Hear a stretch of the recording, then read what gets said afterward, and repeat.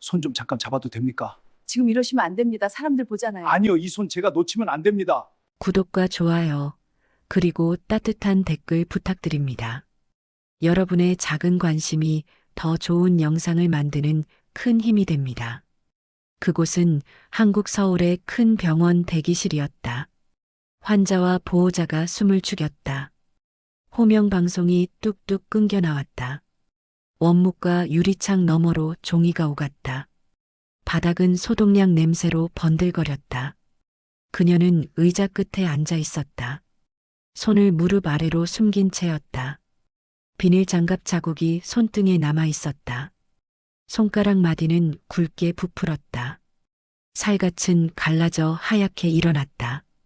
손톱 끝에는 지워지지 않는 붉은 물이 박혀 있었다. 그때였다. 그가 걸음을 멈췄다. 그는 한순간 사람 같지 않았다. 회색 코트 자락이 흔들렸다. 옆에 선 비서가 숨을 삼켰다.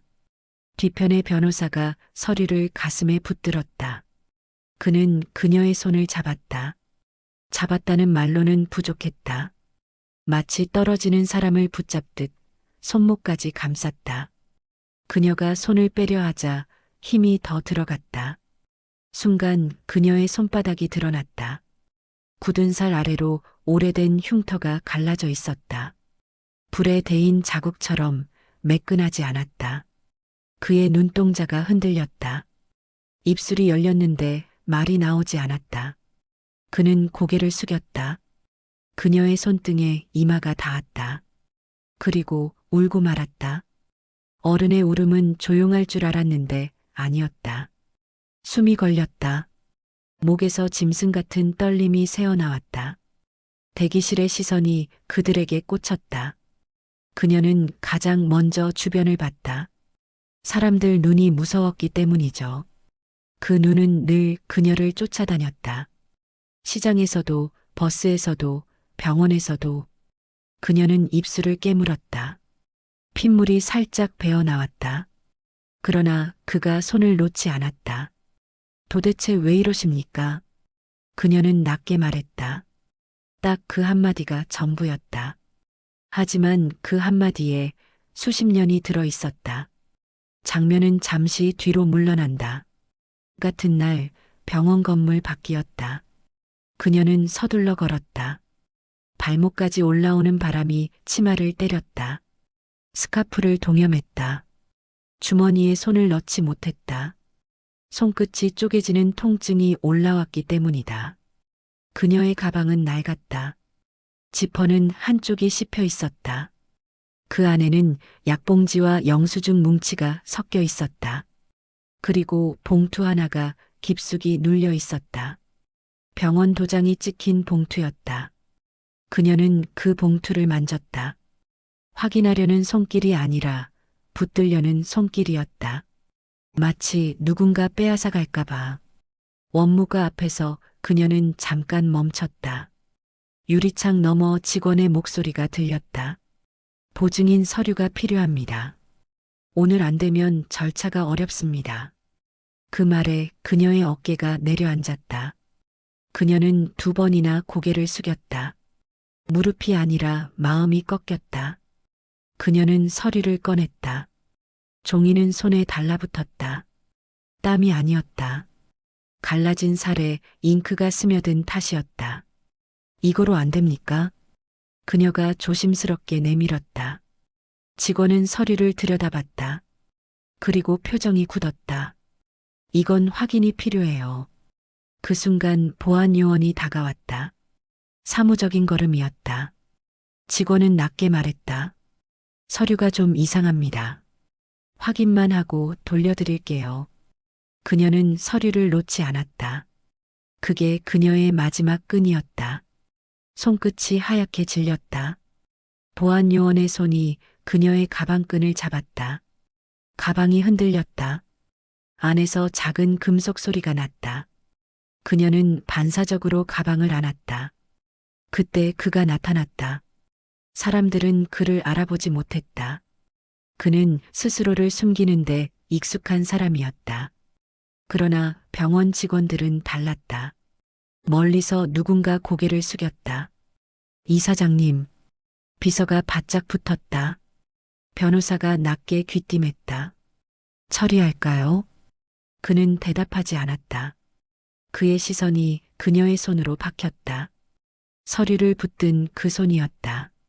거칠고 갈라지고 참아낸 손이었다. 그 손이 순간 오래전 어떤 장면을 꺼냈다. 젊은 날의 밤바람, 소금기 섞인 물 한 개, 누군가의 비명이 목에 걸리던 순간 그는 한 걸음 다가갔다. 보안 요원이 멈칫했다. 비서가 먼저 나섰다. 괜찮습니다. 제가... 하지만 그는 손을 들었다. 조용히 단호하게. 그녀는 그를 보지 않았다. 보기 싫어서가 아니었다. 보면 무너질까 봐였다. 그녀는 자신이 지금 어떤 얼굴인지 알고 있었다. 비참한 얼굴이었다. 사람 앞에서 변명하는 얼굴이었다. 그는 말했다. 목소리가 낮았다. 그러나 끝이 떨렸다. 잠깐만요. 그 말이 나오기까지 오래 걸렸다. 그녀가 고개를 들었을 때 두 사람의 눈이 마주쳤다. 그녀는 눈을 가늘게 떴다. 익숙한데 익숙하지 않았다. 세월이 얼굴을 바꿔놓았기 때문이죠. 하지만 눈동자만큼은 어쩐지 그대로였다. 그가 그녀의 손을 잡은 건 그때였다. 그 순간이 다시 대기실로 이어진다.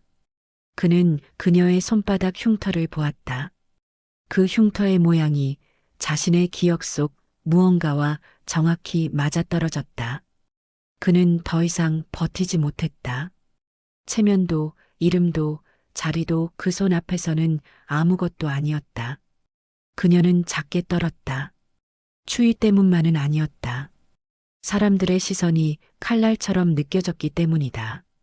그녀는 낮게 말했다. 놓으세요.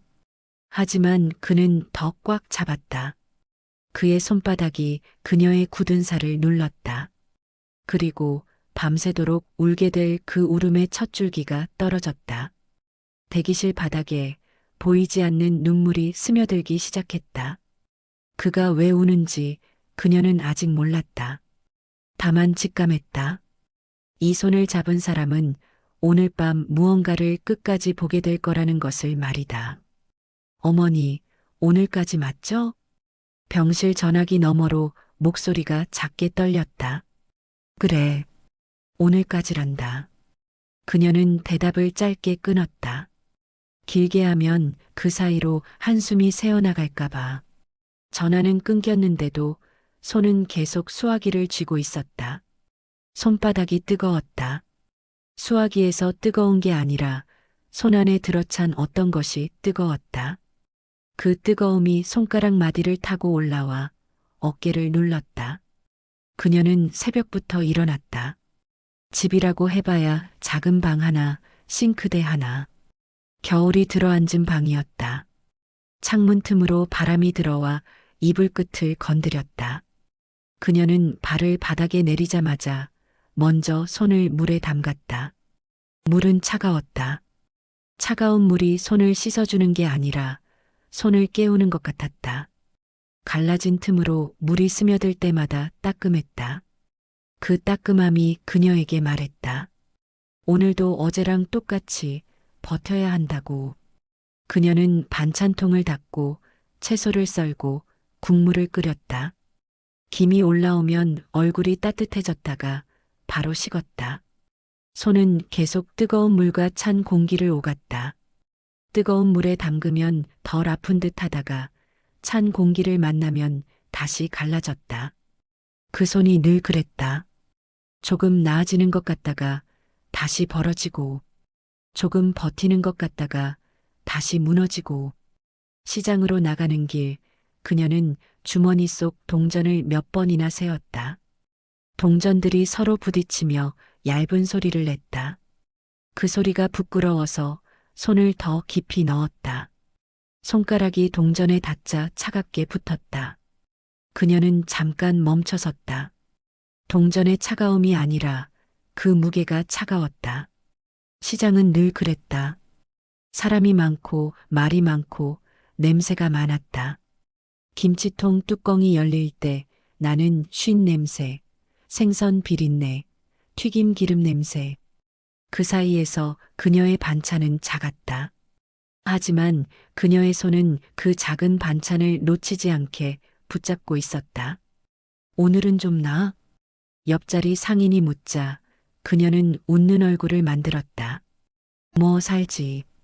말은 가볍게 했지만 손끝은 무거웠다. 점심 무렵 그녀는 병원 문자로 온 안내를 다시 열어봤다. 보증인 서류 또는 당일 입금 확인. 짧은 글이었다. 짧은 글이 사람을 이렇게까지 몰아붙일 수 있다는 걸 그녀는 나이 들어서야 알았다. 글자 하나가 목줄처럼 느껴졌다. 그녀는 반찬을 정리하고 장바구니를 접고 뒷정리를 했다. 남는 건 피로가 아니라 숫자였다. 오늘 번 돈, 남은 돈, 모자라는 돈. 그 숫자가 머릿속에서 계속 굴러다녔다. 굴러다니다가 결국 한 군데에 멈췄다. 모자라는 돈. 그녀는 은행 앞에서 한참을 서성였다. 통장은 얇았다. 통장 잔액은 사람의 사정을 모른 척했다. 한 번 더 찍어보면 늘어나 있을 것 같아서 그녀는 2번이나 화면을 눌렀다. 늘어나지 않았다. 그 대신 부족이 더 또렷해졌다. 집으로 돌아오는 길에 그녀는 작은 금은방 앞에서 발을 멈췄다. 문을 열고 들어가면 돌아올 수 없는 선을 넘는 것 같았다.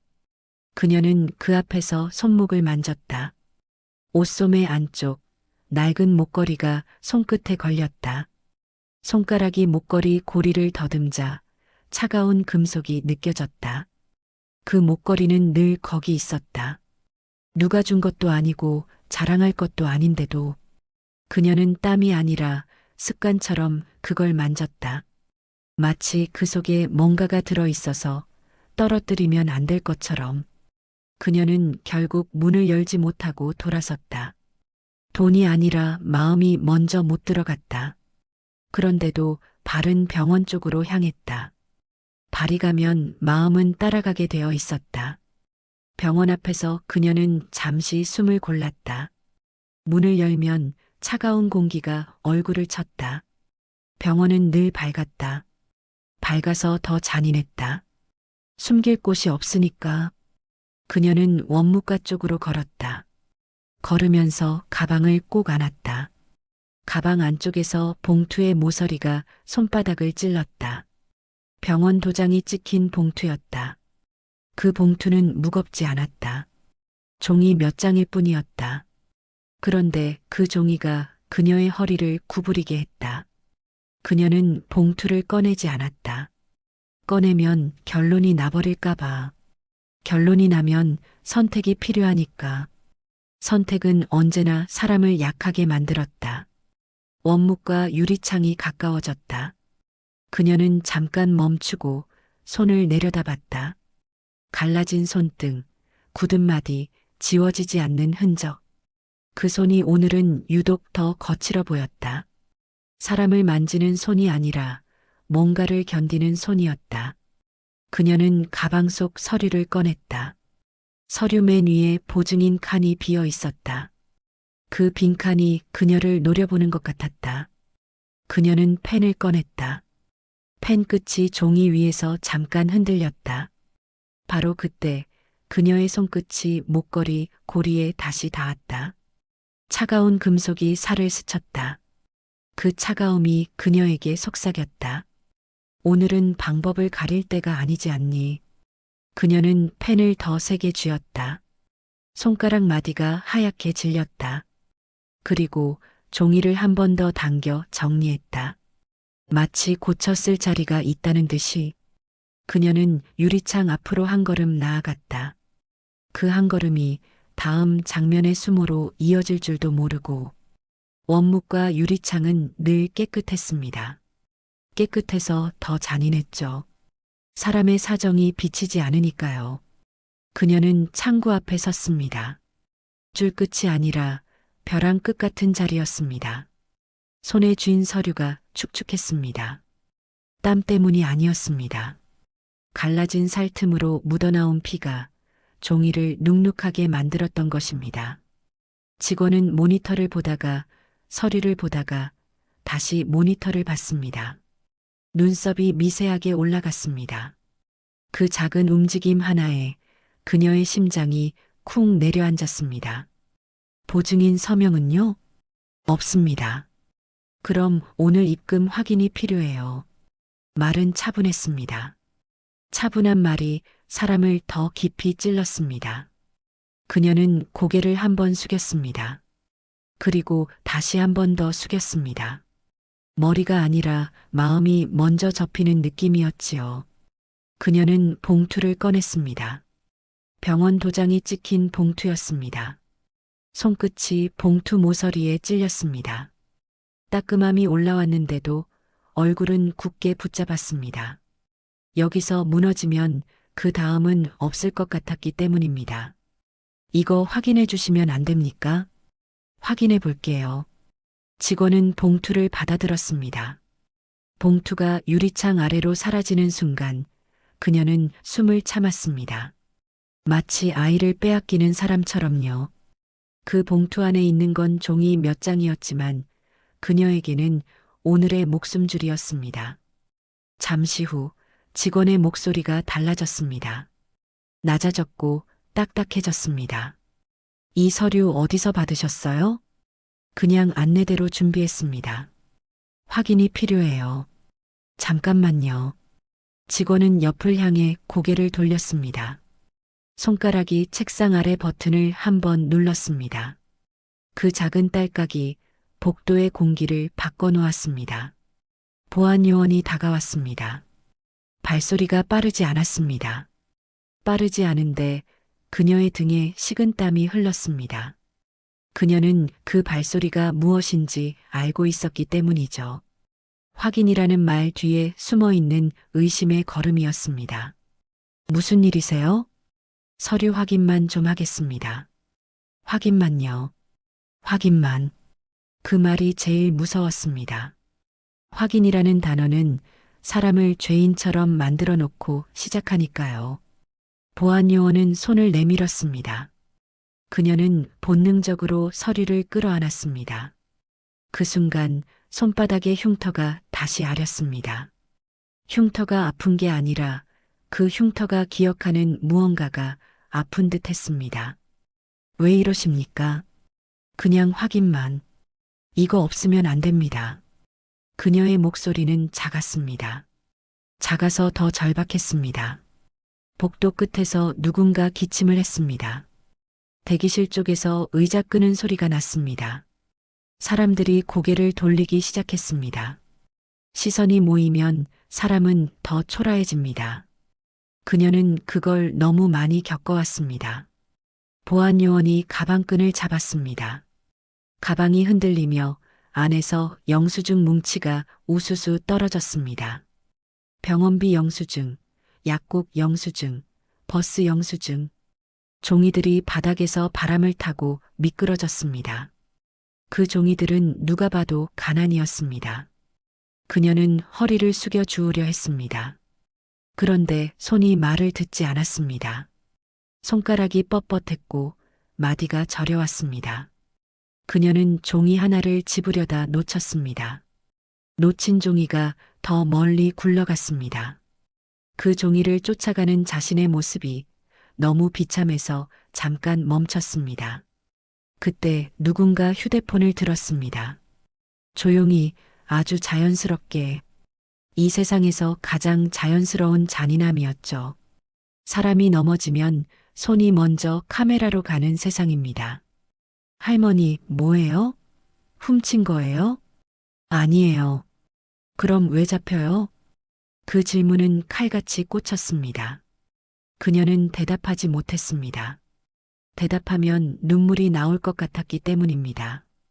눈물이 나오면 그 순간부터는 사정이 아니라 구경거리가 되어버립니다. 직원은 유리창 너머에서 종이를 들고 있었습니다. 종이 한 장을 들어올린 모습이 마치 판결문 같았습니다. 그녀는 그 종이가 자기 인생을 갈라놓는 칼처럼 보였습니다. 보안 요원은 그녀의 팔꿈치를 잡았습니다. 세게 잡지 않았습니다. 세게 잡지 않았는데도 그녀는 더 아팠습니다. 그 힘이 아니라 그 의미가 아팠던 것입니다. 당신은 지금 의심받는다. 그 한 문장이 팔꿈치에 붙어 있었습니다. 그녀는 마지막으로 가방을 끌어안았습니다. 가방 속 어딘가에서 금속이 살짝 부딪히는 소리가 났습니다. 목걸이 고리였습니다. 그 소리에 그녀의 눈이 잠깐 흔들렸습니다. 하지만 고개는 들지 않았습니다. 고개를 들면 울음이 쏟아질 것 같았습니다. 그녀는 보안 요원에게 끌려가듯 걸어갔습니다. 발은 바닥에 닿았는데 마음은 붕 떠 있었습니다. 복도 형광등은 밝았고 사람들의 얼굴은 흐릿했습니다. 그 흐릿한 얼굴들 사이에서 유독 선명한 것이 하나 있었습니다. 바닥에 흩어진 영수증들, 그리고 그 위에 굴러간 병원 도장 봉투. 그 봉투는 누가 줍지 않았습니다. 아무도 줍지 않았죠. 그 봉투는 그녀가 살아온 시간처럼 늘 바닥에 남겨지는 것들이었습니다. 그리고 그녀는 꿈에도 몰랐을 것입니다. 바로 저 확인이라는 절차가 곧 한 남자의 눈앞에 문제인물이라는 문장으로 보고될 거라는 사실을 말이죠. 그는 그 종이 한 장만 보고 그녀를 문제로 낙인 찍게 될 것입니다. 병원 안쪽 복도는 조용했다. 사람이 없는 조용함이 아니라 소리가 스스로 낮아지는 조용함이었다. 발소리도 기침도 전화벨도 어느 지점에선가 한번 꺾여서 벽에 붙었다. 그는 그 복도를 걸었다.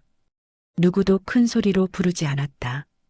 다들 알아서 길을 열었다. 말을 하지 않아도 길이 생기는 사람의 걸음이었다. 옆에는 늘 따라붙는 그림자들이 있었다. 서류를 품에 안고 걷는 그림자, 일정표를 들여다보는 그림자, 귀에 대고 낮게 중얼거리는 그림자. 그는 그런 그림자들 속에서 얼굴을 더 단정하게 만들었다. 단정함은 습관이었고 습관은 방어였다. 세상은 단정한 사람을 함부로 흔들지 못하니까. 문 하나를 열자 작은 회의실이 나왔다. 유리병 너머로 아래층 로비가 보였다. 로비에는 사람들이 많았다. 사람들은 종이를 들고 서성였다. 어떤 사람은 서류를 가슴에 붙들고 어떤 사람은 전화기를 쥐고 고개를 숙였다. 그는 그 장면을 늘 풍경으로만 봐왔다. 풍경이면 마음이 다치지 않으니까. 비서가 조용히 말문을 열었다. 방금 원무과 쪽에서 보고가 하나 올라왔습니다. 무슨 보고? 서류 관련 민원입니다. 확인 절차 중에 소란이 조금 있었습니다. 비서의 말은 늘 조금이었다. 조금, 잠깐, 살짝. 그 단어들이 모이면 대부분 사람의 인생이 됐다. 그는 의자를 당겨 앉았다. 의자가 바닥을 스치는 소리조차 낮았다. 변호사가 서류철을 열었다. 서류철이 열릴 때 나는 착 소리는 이상하게도 크고 선명했다. 그는 그 소리를 들으며 펜을 집었다. 펜이 손가락 사이에서 한번 굴러갔다. 거기서 멈추지 않으면 늘 그랬듯 결론은 빠르게 내려질 것이었다. 변호사는 종이 한 장을 위로 올렸다. 상단에는 한글로 또렷하게 적혀 있었다. 사실 확인 보고, 절차 위반 의심, 환자 보호자. 글자들은 감정을 모르고 사정을 모르고 오직 분류만 했다.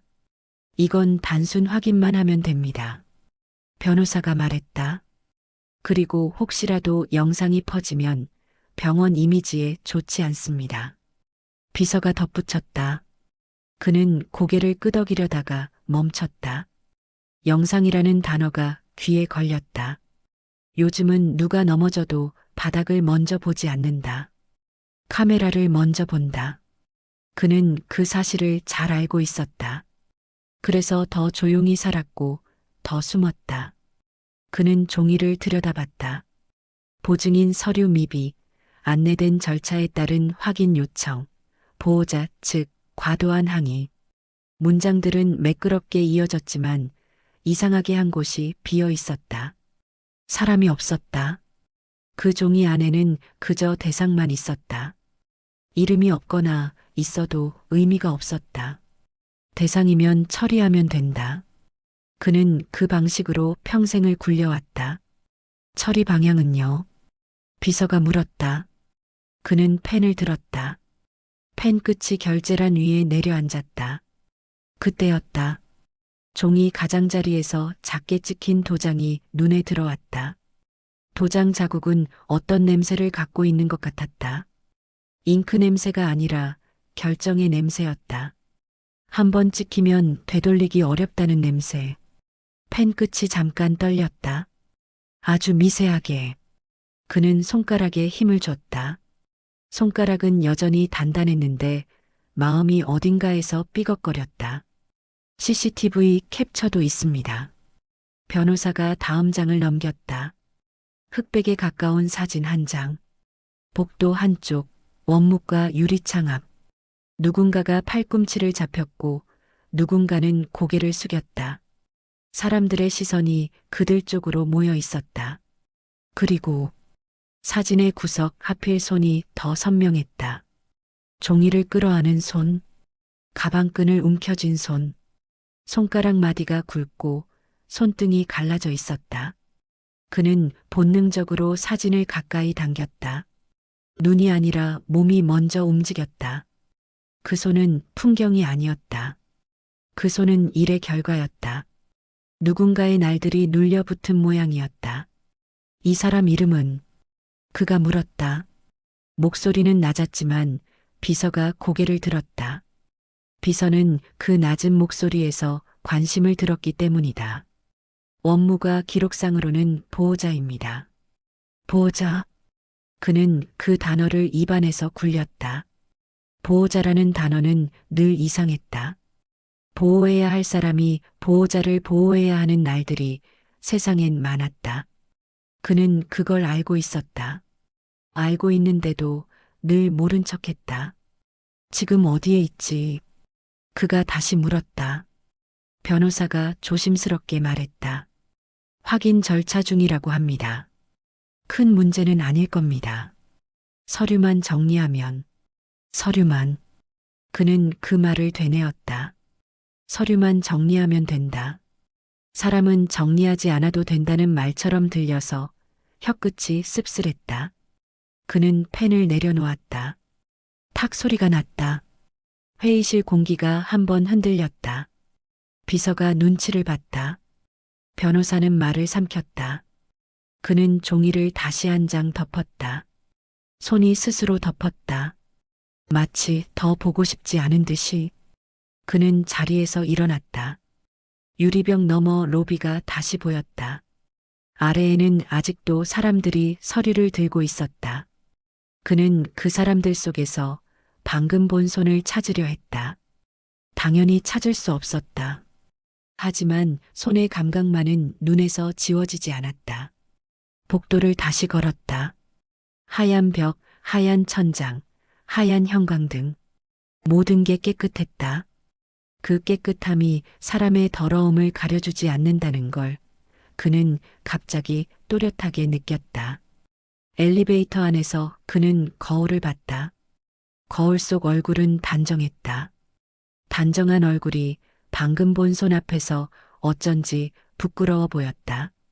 그는 넥타이를 아주 조금 고쳤다. 그 행동은 습관이었지만 오늘은 숨기기였다. 무엇을 숨기는지도 모른 채 집으로 돌아가는 차 안 그는 휴대폰을 열었다. 보고서 파일이 다시 떠 있었다. 손 사진이 다시 나타났다. 그는 화면을 확대했다. 확대하면 픽셀이 깨지는데도 손의 질감은 더 선명해졌다. 그는 어느 지점에서 손바닥 쪽을 더 키웠다. 흑백 화면이라 확실하진 않았다. 하지만 손바닥 안쪽에 어딘가 불규칙한 흔적이 보였다. 그 흔적을 보는 순간 머릿속에서 어떤 장면이 탁 하고 붙었다. 짠바람, 젖은 모래, 어둠 속에서 누군가가 이름을 부르는 목소리, 그리고 뜨거운 무언가가 피부를 스치던 순간 그는 휴대폰을 꺼버렸다. 화면이 꺼지자 차 안이 더 조용해졌다. 그 조용함 속에서 그는 처음으로 서류가 아니라 사람을 떠올렸다. 그런데 사람을 떠올리자 따라오는 게 하나 있었다. 빛. 자기 스스로도 오래 잊고 살았던 숨겨둔 빛. 집에 도착하자마자 그는 서재로 들어갔다. 서랍을 열었다. 서랍은 늘 잠겨 있었고 열쇠는 늘 그의 주머니에 있었다. 열쇠가 돌 때 나는 소리가 방 안에 울렸다. 그 소리가 왜 이렇게 큰지 그는 몰랐다. 서랍 안에는 오래된 사진들이 있었다.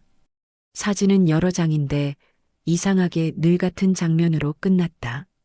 바람이 센 곳, 손을 맞잡은 뒷모습, 그리고 흔들린 얼굴.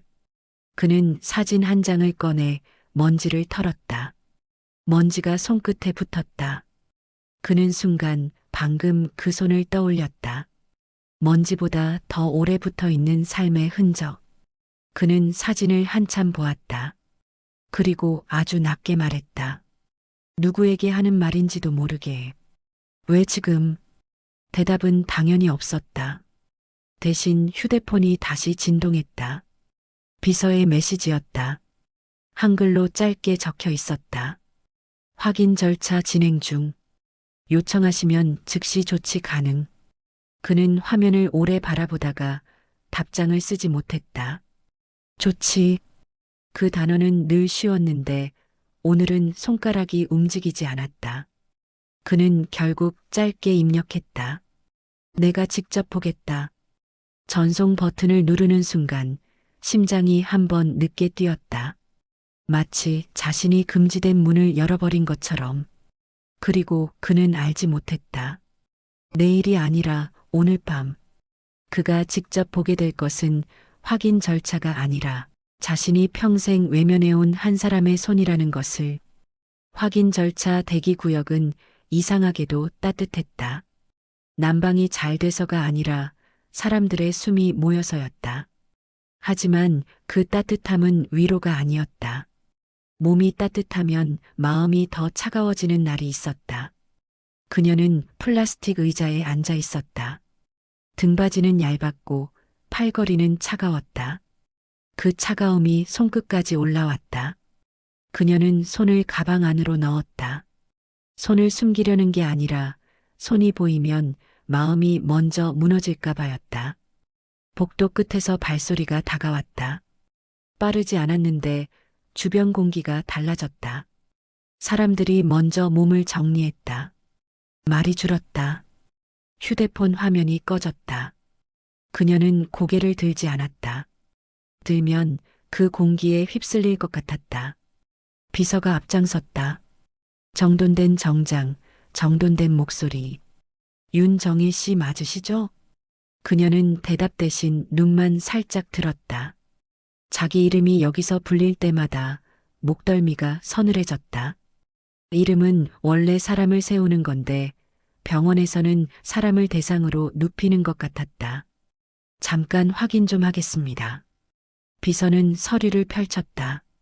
서류는 깨끗했다. 그녀의 서류는 늘 구겨져 있었는데 저 종이는 구김이 없었다. 구김이 없어서 더 멀어 보였다. 그가 조금 뒤에서 걸어왔다. 단정한 코트, 단정한 얼굴. 그 단정함이 그녀의 삶과 너무 달라서 그녀는 시선을 피했다. 그런데 이상하게도 그녀는 그 사람의 손을 먼저 봤다. 그 손은 매끈했고 손톱도 깨끗했다. 그 손이 자기 손을 만지면 더럽혀질 것 같았다. 그녀는 그 생각이 떠오르는 순간 스스로가 더 초라해져서 턱을 굳게 다물었다. 그가 그녀 앞에 섰다. 가까이 서 있는데도 멀었다. 그는 말을 꺼내려다 한 번 멈췄다. 멈춘 뒤에야 목소리가 나왔다. 아까 원무과에서 일이 있었다고 들었습니다. 딱 그 정도였다. 위로도 아니고 질책도 아닌 확인의 문장. 그녀는 그 문장 속에서 자신이 다시 종이 위로 눌리는 느낌을 받았다. 그냥 확인이면 됐지요. 그녀가 말했다. 말끝이 부드럽지 않았다. 부드럽게 하면 부탁이 될까 봐였다. 비서가 곁에서 고개를 숙이며 말을 보탰다. 영상이나 민원으로 번질 수 있어서 절차상 정리만 좀. 영상? 그녀가 아주 짧게 되물었다. 그 한마디에 아까 누군가 들이댔던 휴대폰 렌즈가 떠올랐다. 그 렌즈가 자기 얼굴을 어떻게 담았을지 상상만으로도 속이 뒤집혔다. 그는 비서를 바라봤다. 비서는 말을 줄였다. 그는 다시 그녀를 봤다. 이번엔 서류가 아니라 그녀의 손이 가방 속에서 움찔하는 걸 보았다. 그 움찔이 말보다 많은 걸 말하고 있었다. 오해가 있었던 것 같습니다. 그가 말했다. 여전히 단정한 말이었지만 끝이 아주 미세하게 내려앉았다. 그 미세함은 그 자신도 몰랐을 것이다. 그녀는 웃지 않았다. 웃을 일이 아니었다. 그녀는 가방끈을 더 세게 움켜쥐었다. 가방 안에서 종이들이 서로 부딪혔다. 봉투 모서리가 손바닥 흉터를 눌렀다. 따끔함이 올라왔는데 그녀는 표정을 바꾸지 않았다. 오해가 아니라 그녀는 말을 끊었다. 끝까지 말하면 사정이 될 것 같았다. 사정이 되면 그 사람 앞에서 자신이 더 작아질 것 같았다. 보증인 서류가 없으셔서요. 비서가 조심스럽게 말했다. 오늘 입금 확인이 필요합니다. 혹시 지원 절차로. 지원? 그녀의 목소리가 단단해졌다. 그 단어가 그녀에게는 구걸처럼 들렸기 때문이다. 그는 한 걸음 더 가까이 왔다. 그 순간 그녀는 본능적으로 몸을 뒤로 뺐다. 그 움직임은 아주 작았지만 둘 사이의 거리를 더 크게 만들었다. 그가 말하려다 멈췄다. 내가 다음에 무엇을 붙일지 그가 고르지 못했다. 내가 도와주겠다. 내가 책임지겠다. 내가 확인하겠다. 그중 무엇을 말하든 그 말이 그녀에게는 칼이 될 수 있었다. 그는 결국 가장 안전한 문장을 골랐다. 정리할 방법을 찾아보겠습니다. 그 말은 정중했다. 너무 정중해서 오히려 차가웠다. 정중함은 때때로 벽이었다. 그녀는 고개를 돌렸다. 돌린 방향에는 유리창이 있었다.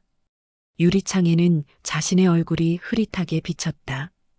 그 흐릿한 얼굴이 울기 직전의 얼굴처럼 보여서 그녀는 이를 더 꽉 물었다. 방법은 없습니다. 그녀가 말했다. 그리고 덧붙였다. 있는 것처럼 말하지 마세요. 그는 그 말을 듣는 순간 손가락이 굳었다. 그의 손가락이 굳는 장면을 본 사람은 없었겠지만 비서만은 눈치챘다. 비서는 재빨리 서류철을 넘겼다. 넘기는 종이 소리가 유난히 크게 났다. 그럼 절차대로 진행하겠습니다. 변호사가 낮게 말했다. 변호사의 목소리에는 감정이 없었다. 감정이 없어서 더 단호했다. 절차는 늘 단호했다. 그는 서류를 받았다. 결제란이 눈앞에 있었다. 펜이 함께 따라왔다. 펜은 가볍고 서명은 더 가벼워 보였다. 그런데 그 가벼운 것이 사람의 하루를 잘라낼 수 있다는 걸 그는 이제 막 알기 시작했다. 그는 펜을 들었다. 펜 끝이 결제란 위에서 멈췄다. 멈춘 그 틈으로 아까 본 CCTV 손이 떠올랐다. 종이를 끌어안고 가방끈을 움켜쥔 손, 갈라진 손등. 그 손이 자기 손과 닿는 순간의 감각이 아직 오지도 않았는데도 손바닥에 남는 것 같았다. 그는 서명을 하지 못했다. 그 대신 종이를 내려놓았다. 탁! 펜보다 더 큰 소리가 났다. 그 소리에 대기 구역 사람들이 동시에 고개를 들었다. 그녀도 고개를 들었다. 그녀는 그 소리를 방해로 들었다. 자기 인생에 또 끼어드는 소리로 들었다. 그녀는 천천히 일어났다. 무릎이 조금 떨렸지만 손으로 가방을 누르며 버텼다. 제가 알아서 하겠습니다. 그녀의 말은 끝이었다. 그녀는 더 이상 그와 말하지 않겠다는 얼굴로 몸을 돌렸다. 돌아서는 순간 가방 안에서 금속이 아주 작게 울렸다. 목걸이 고리 소리였다. 그 소리가 그녀의 걸음을 잠깐 흔들었지만 그녀는 멈추지 않았다. 그는 그녀의 뒷모습을 보았다. 뒷모습은 늘 말이 없는데 그날은 유난히 많은 말을 하고 있었다. 도움이라는 단어가 모욕이 되는 사람의 등을 말이다. 비서가 숨을 삼켰다. 이사장님, 어떻게 할까요? 그는 대답하지 않았다. 대답 대신 아주 낮게 말했다. 어디로 가는지 따라. 비서가 놀라 고개를 들었다. 그는 다시 덧붙였다. 그리고 내가 직접 보겠다. 그 말이 끝나자 복도 끝에서 호명 방송이 울렸다. 한글 이름이 또렷하게 불렸다. 그 이름이 그녀의 이름인지 다른 누군가의 이름인지 그 순간에는 중요하지 않았다. 중요한 건 이제 그가 종이가 아니라 사람을 보러 걸어가고 있다는 사실이었다. 하지만 그녀는 아직 몰랐다. 그가 뒤따라오는 이유가 처리가 아니라 빚에서 시작됐다는 것을. 그리고 그 빚의 증거가 그녀 가방 안에서 조용히 부딪히고 있다는 것을. 상담실 문 앞에는 작은 표지판이 붙어 있었다. 한글로 짧게. 상담 중. 문은 닫혀 있었고 손잡이는 유난히 차가워 보였다. 그녀는 문 앞 의자에 앉아 있었다. 앉아 있는데도 몸은 앉지 못했다. 어깨가 떠 있었다. 손은 가방끈을 놓지 못했다. 놓으면 무너질 것 같아서였다. 복도는 바쁘게 지나갔다. 간호사 걸음 휠체어 바퀴 소리, 멀리서 들리는 호명 방송. 그 소리들 속에서 그녀는 유난히 조용했다. 조용한 사람은 병원에서 더 작아 보였다. 병원은 조용한 사람을 없어도 되는 사람처럼 만들 때가 있으니까. 사회복지사가 다가왔다. 목소리는 낮았고 말끝이 조심스러웠다. 보호자님, 잠깐만 들어오실게요. 그녀는 고개만 끄덕였다. 보호자님이라는 말이 오늘따라 더 무거웠다. 보호해야 할 사람은 안에 누워 있고 보호자는 바깥에서 부서지고 있었다. 문이 열렸다. 따뜻한 공기가 얼굴을 스쳤다.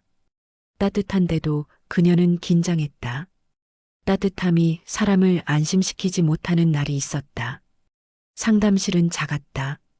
탁자 하나, 의자 셋, 벽에 붙은 안내문 몇 장. 안내문에는 한글로 규정이 적혀 있었다. 지원 기준, 필요 서류, 절차 안내. 글자는 정갈했다. 정갈한 글자는 사람의 사정을 닦아내는 것처럼 느껴졌다. 사회복지사는 서류철을 열었다. 종이가 넘어가는 소리가 뻣뻣했다. 그녀는 그 소리를 들을 때마다 마음이 굳어졌다. 지금 상황에서 가능한 방법을 말씀드릴게요. 사회복지사가 말했다. 보증인 서류가 없으시면 일단 단기 지원 심사를.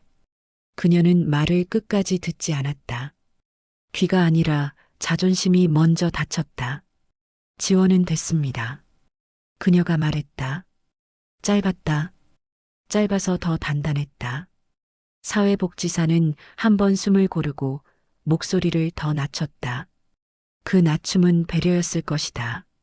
하지만 배려는 때로 사람을 더 부끄럽게 만들었다. 그럼 오늘 입금 확인은 가능하실까요? 그 질문은 친절했지만 칼 같았다. 친절한 칼.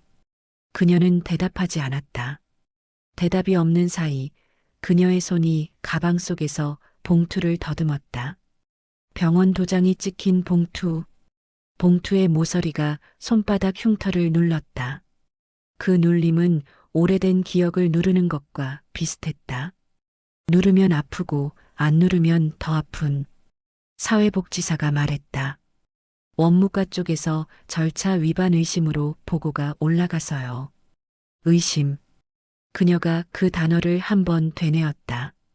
입안에서 쓴맛이 났다. 의심은 늘 가난한 사람 쪽으로 먼저 붙었다. 그녀는 그걸 너무 많이 겪었다. 제가 도와드릴 수 있는 건 사실 확인을 같이 하는 것뿐이라서.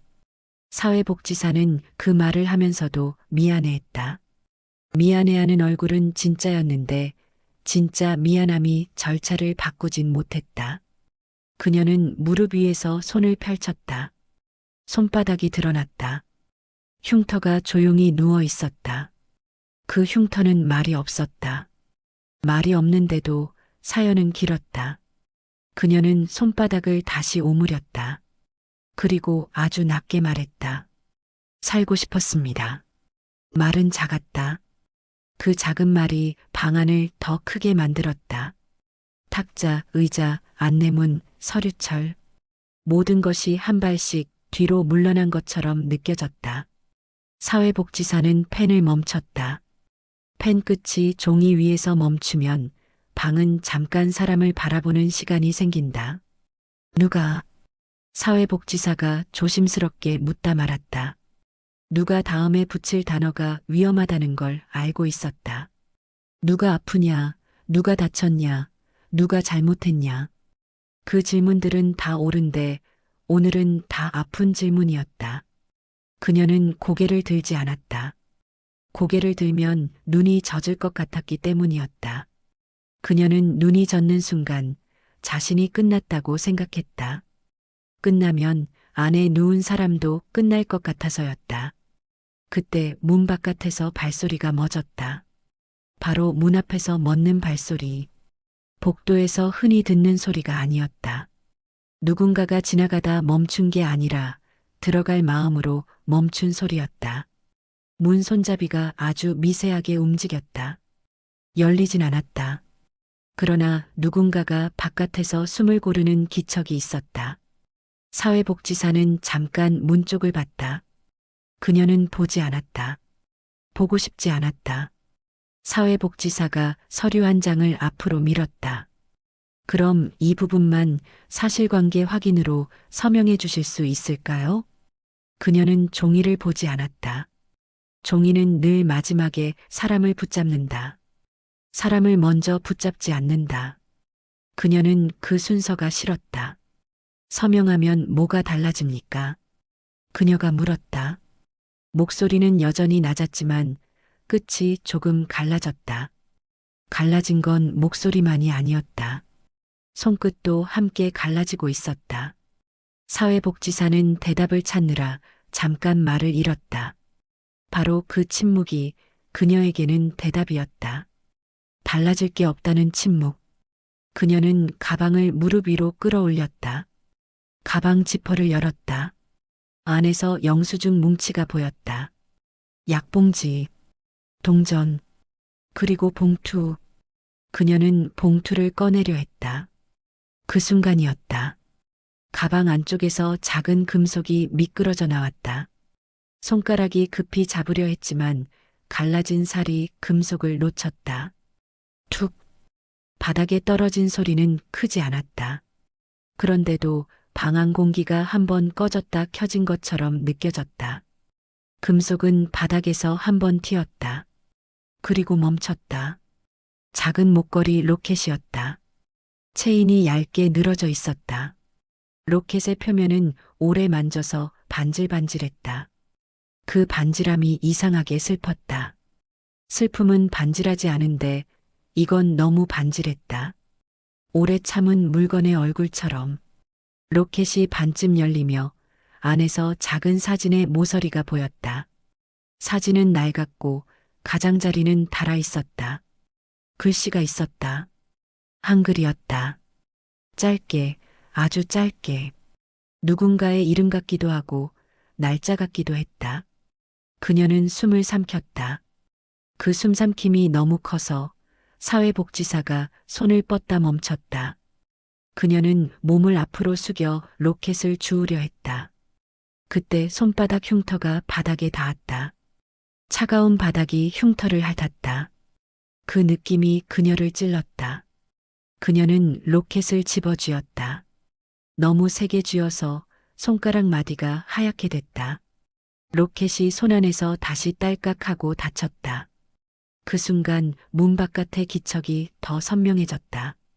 누군가가 문틈으로 안을 봤다.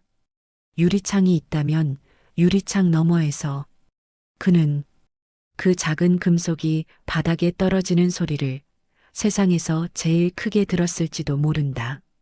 그녀는 로켓을 가방 속 깊숙이 밀어 넣었다. 마치 증거를 숨기듯이 숨기려는 게 아니라 빼앗기기 싫어서였다. 사회복지사가 조심스럽게 말했다. 그건 그녀는 고개를 저었다. 대답하지 않았다. 대답하면 그 안에 든 것이 세상으로 튀어나올 것 같았기 때문이다.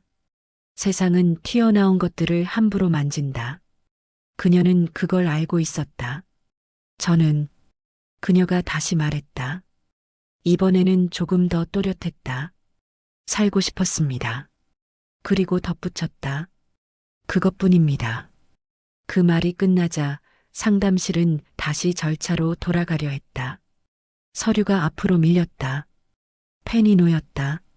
하지만 방금 바닥에 떨어졌던 소리, 그 툭 하나가 이미 방 안의 순서를 바꿔놓고 있었다. 문 바깥에서 누군가가 아주 낮게 말했다. 들릴 듯 말 듯. 그런데도 사회복지사는 알아들었다. 그 낮은 목소리는 요청이 아니라 결정이었다. 잠깐 제가 확인하겠습니다. 사회복지사가 문 쪽을 바라봤다. 그녀는 손을 더 깊이 가방 속으로 넣었다. 손이 로켓을 꼭 눌렀다. 그 눌림 속에서 그녀는 알았다. 이제부터는 절차가 아니라 사람이 들어오려 한다는 것을. 상담실 문이 열릴 때 먼저 들어온 건 사람이 아니었다. 공기였다. 바깥 복도의 차가운 공기가 문틈을 타고 들어와 방 안의 따뜻함을 얇게 갈라놓았다. 그가 들어왔다. 단정한 코트, 단정한 걸음. 그 단정함이 오늘은 이상하게 위태로워 보였다. 그는 방 안을 한 번에 훑지 않았다. 탁자도 안내문도 서류철도 그것들은 이미 자기 세계에서 익숙한 것들이었기 때문이다. 그의 시선은 바로 바닥에 멈췄다. 조금 전 툭 떨어졌던 그 자리. 로켓은 이미 그녀 손에 숨겨져 있었다. 하지만 바닥에는 흔적이 남아 있었다. 얇은 체인이 스친 자국. 먼지 위에 그어진 아주 가는 선. 사람은 가끔 물건보다 흔적에 먼저 잡힌다. 그는 그 흔적을 보자마자 자신도 모르게 숨을 멈췄다. 사회복지사가 자리에서 일어났다. 이쪽은 말을 하려다 멈췄다. 그에게는 늘 직함이 따라붙었다. 직함을 부르면 일이 쉬워지지만 오늘은 일이 쉬워질수록 사람이 사라질 것 같았다. 그는 사회복지사를 보지 않았다. 그녀를 보았다. 정확히는 그녀의 가방 속으로 들어간 손을 보았다. 손이 너무 깊이 들어가 있었다. 무언가를 지키려는 손. 지키려는 손은 대개 빼앗긴 경험이 있는 손이다. 그가 말했다.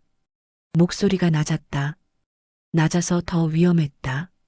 낮은 목소리는 명령처럼 들릴 때가 있으니까. 그녀는 고개를 들지 않았다. 들면 무너질 것 같았다. 무너지는 건 자신만이 아니라 안에 누운 사람까지 같이 무너질 것 같았다. 없습니다. 그녀가 말했다. 거짓말이었다. 거짓말인데 거짓말 같지 않게 말하려고 그녀는 목소리를 더 단단하게 만들었다. 그는 한 걸음 다가왔다. 가까워질수록 그의 코트 자락이 바닥의 먼지를 살짝 흔들었다. 그 작은 흔들림이 그녀를 더 불안하게 했다. 사회복지사가 조심스럽게 끼어들었다. 보호자님 개인 물건이라. 그는 그 말을 듣고서야 사회복지사를 잠깐 봤다. 눈빛은 알겠다가 아니었다. 지금은 그게 문제가 아니다라는 눈빛이었다. 그는 다시 그녀를 봤다. 그리고 아주 짧게 말했다. 확인만 하겠습니다. 확인. 그 단어는 오늘 그녀를 몇 번이나 찔렀다. 그녀는 그 단어를 듣는 순간 손바닥 흉터가 저리는 것 같았다. 흉터가 저리는 건 피부가 아니라 기억이다. 그녀는 가방을 더 끌어안았다. 그 행동은 방어였고 마지막이었다. 그는 그 마지막을 보고 잠깐 멈췄다. 멈추는 사람은 늘 생각한다. 계속 가면 무너질 게 있다는 것을. 당신. 그가 입을 열었지만 끝을 잇지 못했다. 당신 다음에 무엇이 와도 다 늦어질 것 같았기 때문이었다. 그녀는 결국 손을 꺼냈다. 천천히. 마치 죄를 꺼내는 것처럼. 손바닥 위에 작은 로켓이 놓여 있었다. 반질했다. 너무 오래 만져서 반질했다. 그 반질함이 사람의 인내를 증명하는 것처럼 보였다. 그는 로켓을 보자마자 눈이 한 번 더 흔들렸다. 로켓의 모서리. 거기엔 아주 작은 흠집이 있었다. 그 흠집은 칼이 낸 흠집이 아니라 손이 낸 흠집이었다. 반복해서 열고 닫다가 생기는 습관의 흠집. 그는 로켓을 받지 않았다. 받으면 빼앗는 것 같았다. 그 대신 손을 내밀어 로켓을 가까이 가져오게 했다. 그 손짓은 조심스러웠다. 조심스러움이 늦게 온 사람의 예의처럼. 그녀는 로켓을 탁자 위에 올렸다. 탁자 위에 올리는 순간 방 안의 모든 것이 그 로켓을 바라보는 것 같았다. 서류철도, 펜도, 안내문도. 다들 잠깐 절차를 멈추고 사람 쪽으로 고개를 돌린 셈이었다. 그는 로켓을 열었다. 딸깍. 그 소리는 작았다. 그런데 그 소리가 그의 가슴 안에서 더 크게 울렸다. 로켓 안쪽엔 낡은 사진이 접혀 있었다. 사진은 흑백이 아니었지만 색이 발해 있었다. 바닷바람을 맞은 종이처럼 가장자리가 달아 있었다. 그는 사진을 꺼내려다 먼저 안쪽의 글씨를 봤다. 한글로 적힌 짧은 메모. 회원 방파제 1961년 11월. 도현. 그리고 그 아래 더 작은 글씨 하나. 잊지 마. 그는 그 글씨를 보는 순간 손가락 끝이 차가워졌다. 차가워진 손가락 끝이 로켓의 금속을 더 차갑게 만들었다. 그 차가움이 곧바로 그의 뼛속으로 들어갔다. 그는 사진을 펼쳤다. 사진 속엔 젊은 남자와 여자가 있었다. 둘은 바람 센 곳에서 등을 맞대고 서 있었다. 얼굴은 반쯤 가려졌지만 손은 선명했다. 여자가 남자의 손을 꽉 잡고 있었다. 그 손의 모양이 지금 눈앞의 거친 손과 겹쳤다. 그는 사진을 더 가까이 들여다봤다. 사진의 한쪽엔 또 다른 종이가 접혀 있었다. 손글씨였다. 한글로 눌러 쓴 글씨. 당신이 그날 살아 돌아온 건 내 손이 탔다고 끝난 일이 아니야. 난 그 뒤로도 계속 탔어. 당신은 몰랐지. 내가 누구를 품고 있었는지. 그 문장을 다 읽기도 전에 그의 숨이 무너졌다. 숨이 아니라 기둥이 무너진 것처럼. 그는 탁자에 손을 짚었다. 짚은 손이 떨렸다. 그 손이 떨리는 걸 본 사회복지사가 본능적으로 한 걸음 다가왔다가 멈췄다. 지금은 누구도 그 떨림을 막으면 안 될 것 같았기 때문이다. 그는 천천히 고개를 들었다. 그녀를 봤다. 그녀는 눈을 피하지 않았다. 피할 힘이 없었다. 피하면 더 길게 설명해야 하니까. 그녀는 설명할 힘이 없었다. 그는 입술을 열었다. 말이 나오지 않았다. 목이 잠긴 게 아니라 시간이 목에 걸린 것 같았다. 그의 시선이 그녀의 손으로 내려갔다. 가방을 끌어안던 손. 흉터가 있는 손. 그는 그 손을 향해 천천히 손을 뻗었다. 마치 사과하려는 게 아니라 확인하려는 듯이. 아니, 확인이 아니라 되돌아가려는 손길이었다. 그 손길이 그녀의 손바닥에 닿는 순간 그는 무너졌다. 무릎이 풀렸다. 그는 의자에 앉는 게 아니라 주저앉았다. 단정했던 코트가 바닥에 닿았다. 단정했던 사람이 더 이상 단정하지 않았다. 그는 얼굴을 손으로 가렸다. 손바닥이 얼굴을 가리자 울음이 터졌다. 울음은 조용하지 않았다. 억눌러도 새어나오는 소리였다. 숨이 떨리고 어깨가 흔들리고 목이 꺾였다. 그는 한 번, 두 번, 세 번 숨을 제대로 쉬지 못했다. 마치 자기 인생의 공기를 이제야 빗값듯 내뱉는 사람처럼 그녀는 아무 말도 하지 않았다. 말하면 그 울음을 위로로 바꿔버릴 것 같았다. 그 울음은 위로가 아니었다. 늦게 도착한 진실의 벌이었다. 사회복지사가 조심스럽게 물잔을 내밀었지만 그는 받지 못했다. 물잔을 받을 손이 아니라 무너질 손이었다. 그는 결국 그녀의 손을 더 꽉 잡았다. 그 꽉 잡음은 힘이 아니라 매달림이었다. 그는 떨리는 목소리로 겨우 한 문장을 꺼냈다. 당신 그 손으로. 말이 다시 끊겼다. 그녀의 손이 그의 말을 대신했다.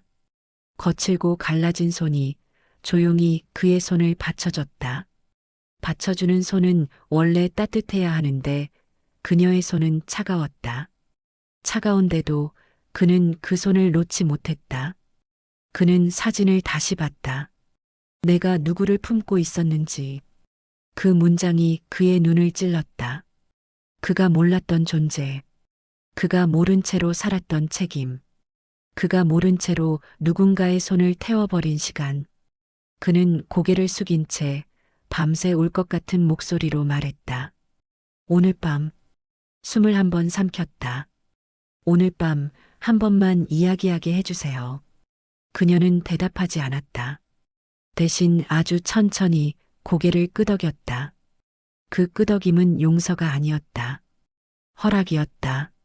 진실을 끝까지 보게 해주겠다는 허락. 그는 로켓과 사진을 조심히 접어 탁자 위에 두었다. 그리고 그녀의 손을 다시 잡았다. 이번엔 잡아당기지 않았다. 놓치지 않겠다는 듯이만 잡았다. 상담실 문이 열리고 복도의 차가운 공기가 다시 들어왔다. 그는 그 차가움 속으로 그녀와 함께 나갔다. 형광등 아래로 두 사람의 그림자가 길게 늘어졌다. 그 그림자는 가까이 붙어 있었는데도 어딘가 멀어 보였다. 그날 밤은 길어질 것이다. 그의 울음도 길어질 것이다. 그가 왜 밤새 울었는지 이제는 분명했다. 그는 사랑을 잃어서가 아니라 자기 인생이 누구의 손 위에 세워졌는지를 이제야 알아서 울고 있었다. 병원 문을 나서자 공기가 확 달라졌다. 소독약 냄새 대신 겨울의 냄새가 코끝을 찔렀다. 차가운 바람이 얼굴을 때리자 둘 사이에 남아있던 뜨거움이 얇게 식었다. 하지만 식는 건 온도뿐이었다. 마음은 식지 않았다. 마음은 오히려 더 선명해졌다. 밖으로 나오면 숨길 벽이 없으니까. 그는 차를 부르지 않았다. 비서가 조심스럽게 휴대폰을 들었지만 그는 손만 들어 막았다. 그 손짓은 그만이었다. 그리고 이제부터는 내가 한다였다. 비서는 한 걸음 물러났다. 변호사도 뒤로 물러났다. 둘은 뒤따르되 앞서지 못했다. 오늘만큼은 서류가 사람을 이끌면 안 되는 날이었다. 그녀는 병원 계단을 천천히 내려갔다. 발끝이 떨리는데도 속도를 바꾸지 않았다. 빨리 내려가면 도망처럼 보일까 봐였다. 도망치고 싶었지만 도망치지 않는 얼굴이 필요했다. 그 얼굴이 안에 누운 사람을 지켜줄 것 같았기 때문이다. 그는 그녀 옆에 섰다. 너무 가까이 붙지 않았다. 붙으면 또 도움이 모욕이 될까봐 그는 거리를 남겨뒀다. 그 거리 하나에서 늦게 온 사람이 배워야 할 예의가 보였다. 춥습니다. 그가 말했다. 그 말은 위로도 명령도 아니었다. 그저 사실이었다. 그녀는 대답하지 않았다. 대답 대신 목도리를 한 번 더 올렸다. 손이 목도리를 당길 때 갈라진 살이 옷감에 걸렸다. 작게, 아주 작게 찢어지는 통증이 났다. 그 통증이 여전히 여기 있다는 듯이 몸을 깨웠다. 길 건너편에 24시간 국밥집이 있었다. 간판의 한글이 희미하게 빛났다. 국밥. 두 글자가 이상할 만큼 사람을 살게 했다. 국밥집 문을 여는 순간 김이 올라왔다. 뜨거운 김이 얼굴을 감싸자 그녀의 눈가가 잠깐 젖을 뻔했다. 그녀는 고개를 살짝 돌려 김을 피해갔다. 눈물이 아니라 김 때문인 것처럼. 안에는 새벽 손님들이 띄엄띄엄 앉아 있었다. 택시기사, 야간 근무를 끝낸 사람, 술 냄새가 아직 남은 사람. 누구도 남의 사정을 깊이 보지 않았다. 새벽에는 다들 자기 사정만으로도 벅차니까. 그 무심함이 오늘은 고마웠다. 그는 구석자리에 앉았다. 그녀가 먼저 앉도록 기다렸다. 그녀가 앉자 그는 맞은편이 아니라 옆자리에 앉았다. 마주보면 대화가 전부가 되어버릴 것 같아서 옆에 앉으면 침묵도 같이 앉을 수 있으니까. 주인이 물었다. 뭘로 드릴까요? 그녀는 말하려다 멈췄다. 그런데 그가 먼저 말했다. 두 그릇. 그냥. 그냥이라는 말이 이상하게 단단했다. 그냥 국밥. 그냥 사람. 그냥 지금. 국밥이 나왔다. 뚝배기에서 김이 솟았다. 파가 둥둥 떠 있었고 후추가 검은 점처럼 박혀 있었다. 그는 숟가락을 들었다가 잠깐 멈췄다. 손이 떨려서가 아니었다. 숟가락을 들면 지금까지의 시간이 식사로 넘어가 버릴 것 같아서였다. 하지만 넘어가야 했다. 넘어가야 다시 시작할 수 있으니까. 그녀는 먼저 한 숟갈을 떠서 입에 넣었다. 뜨거운 국물이 목을 타고 내려가자 어깨가 아주 조금 내려앉았다. 사람은 뜨거운 걸 먹으면 잠깐은 살 수 있다. 그녀는 그 잠깐을 오래 버텨온 사람이었다. 그는 가방에서 로켓을 꺼냈다. 그녀가 놀라 손을 뻗으려 하자 그는 고개를 작게 저었다. 내가 갖고 있을게요. 그 말은 빼앗겠다는 뜻이 아니었다. 놓치지 않겠다는 뜻이었다. 그는 로켓을 테이블 위에 조심히 놓았다. 로켓이 딸깍 소리를 내며 굴러가다 멈췄다. 그 소리에 그녀의 손가락이 잠깐 움찔했다. 그는 로켓을 열지 않았다. 열면 또 울 것 같아서가 아니라 오늘은 울음보다 행동이 먼저여야 했기 때문이다. 그는 종이 한 장을 꺼냈다. 병원에서 받은 안내문이 아니라 자신의 명함 뒷면이었다. 한글로 이름이 적혀 있었다. 그 이름을 그녀는 보지 않으려 했다. 이름을 보면 자신이 더 작아질까봐. 하지만 그는 이름을 숨기지 않았다. 숨기지 않는 것이 오늘의 첫 번째 행동이었다. 그는 펜을 꺼내 번호를 적었다. 번호를 적는 손이 단정했다. 단정한 손이 종이에 숫자를 새길 때 그녀는 자기 손을 잠깐 내려다봤다. 같은 펜을 쥐어도 세상은 다른 의미를 준다.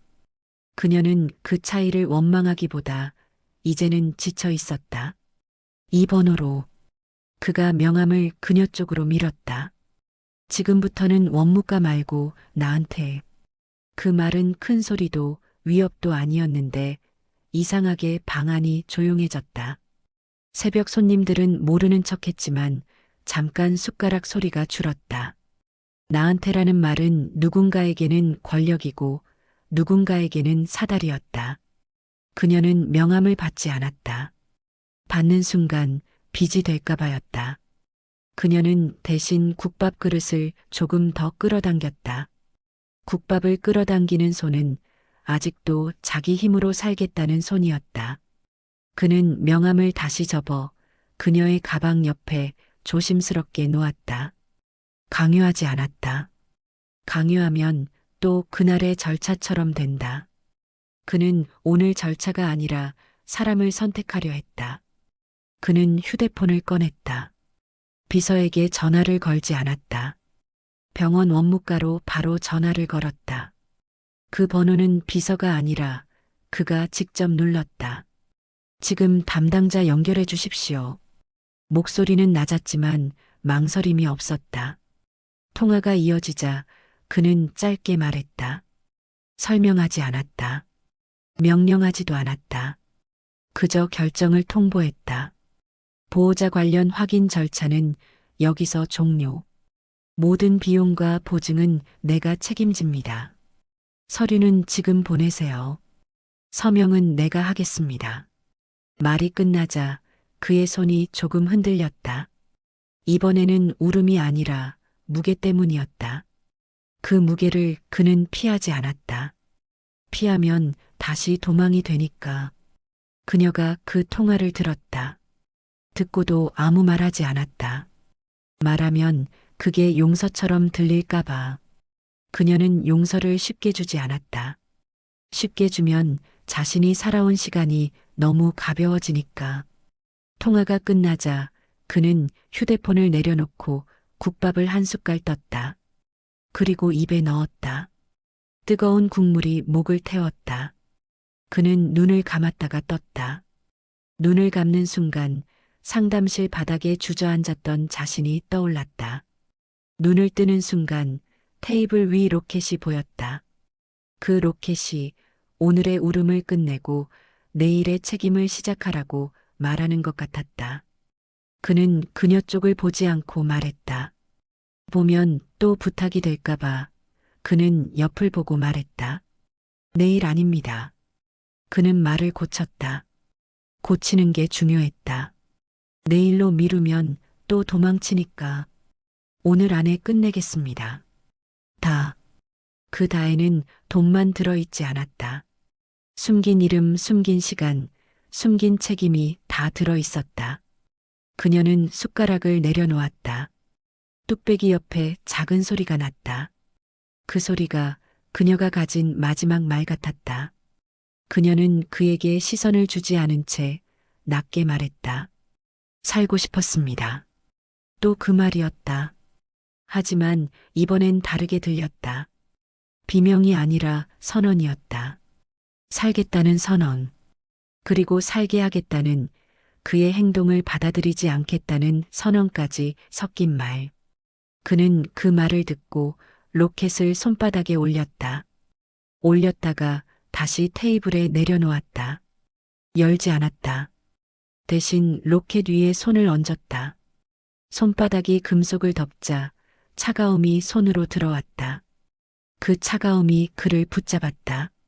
잊지 말라고. 국밥집 밖으로 나오니 하늘이 아주 조금 밝아 있었다. 새벽은 늘 그렇다. 어제와 오늘 사이를 아무도 모르게 넘어간다. 그는 그녀와 함께 병원 쪽으로 다시 걸었다.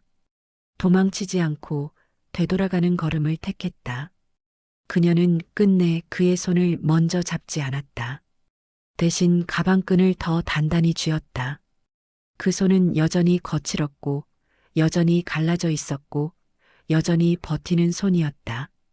그는 그 손이 바뀌지 않는다는 걸 알았다. 바뀌어야 할 건 손이 아니라 자신 쪽이라는 것도. 그날 밤 그는 울었다. 그리고 새벽에는 울음을 접고 걸었다. 그가 밤새 울었던 이유는 끝나지 않았다. 이제부터가 시작이었다. 로켓은 차가웠고 그 차가움은 오래 갈 것이다. 오래 가야 했다. 그래야 잊지 않으니까.